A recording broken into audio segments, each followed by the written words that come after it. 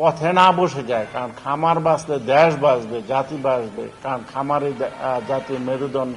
April জুড়ে ভয়াবহ তাপপ্রবাহে বিপর্যস্ত জনজীবন, প্রাণীকুলেও নেই স্বস্তি। গাজীপুরে প্রতিদিনই মারা যাচ্ছে খামারের শত শত হাঁস মুরগি। এ অবস্থায় মঙ্গলবার দুপুরে গাজীপুর ডেইরি ফার্মার্স অ্যাসোসিয়েশন সংবাদ সম্মেলনে গত এক মাসে খামারগুলোর ক্ষতির পরিমাণ তুলে ধরে। এ সময় জেলাতে প্রায় লক্ষাধিক খামারির 500 কোটি টাকার অধিক ক্ষতি হয়েছে বলে দাবি করেন তারা। খরচ কিন্তু বেড়ে যাচ্ছে, কিন্তু উৎপাদন খুব কমে যাচ্ছে।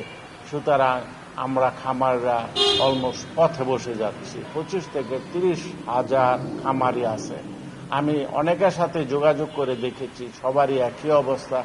সো আমাদের ধারণা কমপক্ষে 500 কোটি টাকা এর ঊর্ধ্বে ক্ষতি হয়ে গিয়েছে এই এক মাসে। তাপপ্রবাহের কারণে পথে বসে যাচ্ছে জেলার খামারিরা। অনেকেই ব্যাংক লোন নিয়ে বিপাকে পড়েছেন। এ অবস্থায় ব্যাংক সুদ মওকুফের দাবিও জানানো হয়।